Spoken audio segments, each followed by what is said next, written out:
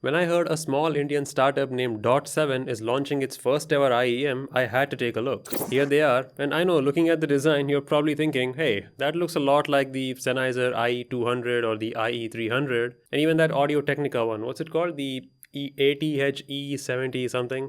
These Japanese brand names, man. But yeah, it does look like that, and that's because this is a popular design used by many compact and comfortable IEMs because they fit super snug in your ears, and that's exactly what these do as well. They're fully made of plastic, so they're very lightweight, and yes, they are really comfortable in your ears. As usual, I tried them with my own liquid silicone ear tips for a softer, flexible feel. The cable that comes with this seems to be using these MMCX type connectors. It's not the usual 2-pin style that we commonly see with many IEMs, and the reason they gave me is that apparently they heard complaints of those 2-pin connectors breaking a lot. So they thought these MMCX ones may be better. Plus they also rotate like this a little bit so you can adjust the position of your earphones if you want. And even though it's convenient, I wouldn't recommend you do that because these MMCX tips do in fact wear out over time. So don't turn them unless you absolutely have to. It also comes with a Type-C termination so you can directly plug it into your phone. That's cool. Now I did notice a minor hissing sound from these as soon as I plugged them into my phone, and it's most likely coming from this cable. We have seen this issue before from the likes of the FIO JD1. It's not a big deal. As soon as you start playing media, it pretty much goes away, but I'm just pointing out my observations. These use a dual dynamic driver setup in them. We have seen that configuration before, and I know from experience that if done well, these can sound really good.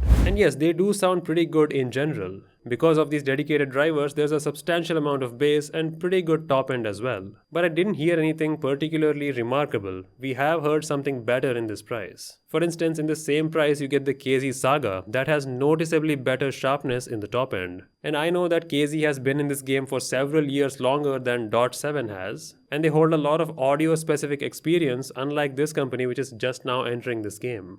And actually, I want to talk about that a little bit because I do see a problem here. It's not a technical problem, but more of a positioning one. Let me explain. The company Dot7 labels these products as high fidelity in-ear monitors with precision acoustic architecture. But the packaging looks far too simplistic to be a proper IEM. So I asked them what exactly did they do here? And they told me they have tuned this and have designed the packaging for it. Well, I can believe the packaging part, that's fine, but I asked them more about the tuning. How exactly did you do it? Did you hire audio engineers? Do you have some in-house talent?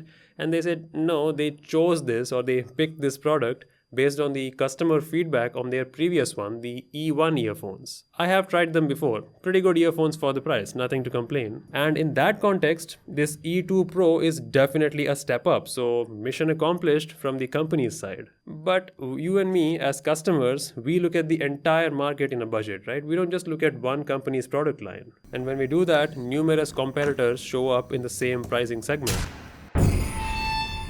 This is the KZ Caster Pro X. We have talked about this before. It also uses a Type-C termination and also has a dual dynamic driver setup. But it's a significantly more polished and well-rounded package in comparison. It even comes with these liquid silicone ear tips in the package, which is unusual. I know it's a little bit more expensive, but it's worth it overall. And even on the product page, look at all these technical details KZ has listed. Even though it's a budget product, they show their audio graph, they talk about their design philosophy. They can do that because they have more control over its design and function. That's something Dot7 cannot do at this time. Alright, so they did share this graph with me a bit later. I wish I had some reference like a Harman 2019 or something like that.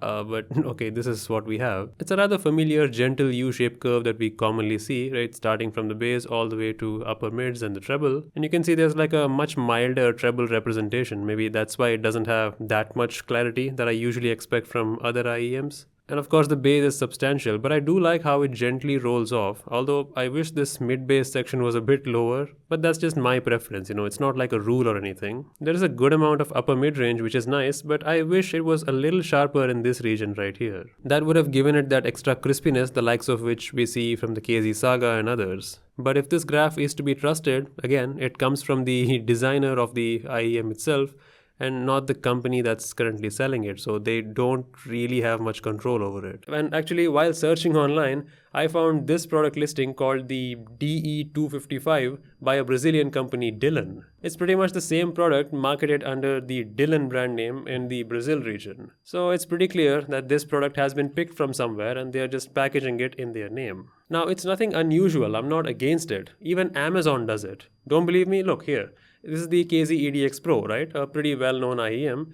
And here's Amazon's copy of the same thing under the Amazon Basics brand. Maybe they went to a third-party designer, or I don't know if KZ knows about this. Either way, Amazon is using this product design even though they didn't create it. If a company as large as Amazon is doing this, putting their name on someone else's design, then I can't really blame smaller brands for it. And again, there's nothing fundamentally wrong with this type of commerce. If you source a good product from China or wherever, package it with your brand, offer warranty and everything, that's good business. Because most people either don't know how to find these or are uncomfortable with the whole ordeal of overseas customs. So getting this from a localized brand for a native currency is a huge convenience for many people.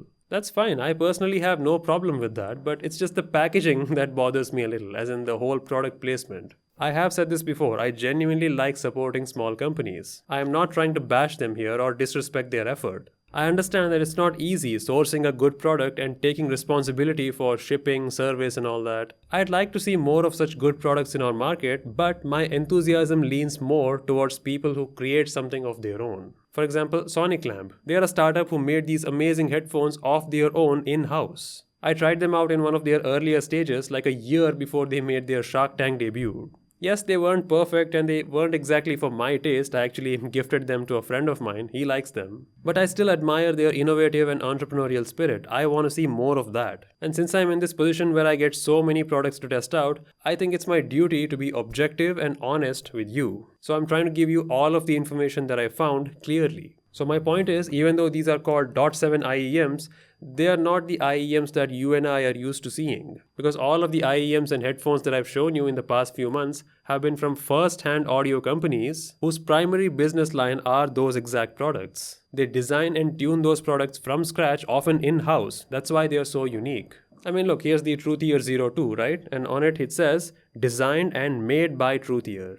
And on this one, it says marketed and packed by the company, which I assume is the legal name for Dot7. I think you understood the difference here, right?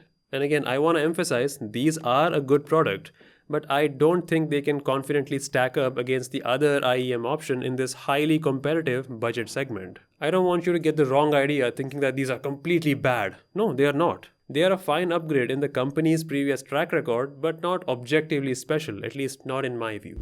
But I still appreciate the effort of them trying to bring an interesting product into our market, making it available for anyone to just buy. If you want to support a smaller local brand instead of going for an overseas one, you can consider these. And actually, I've heard some people say that IEMs are like too big for their ears or too uncomfortable. Maybe this design would be better for them. After all, even big boy companies like Sennheiser and Audio-Technica use this shape, so there's clearly something there.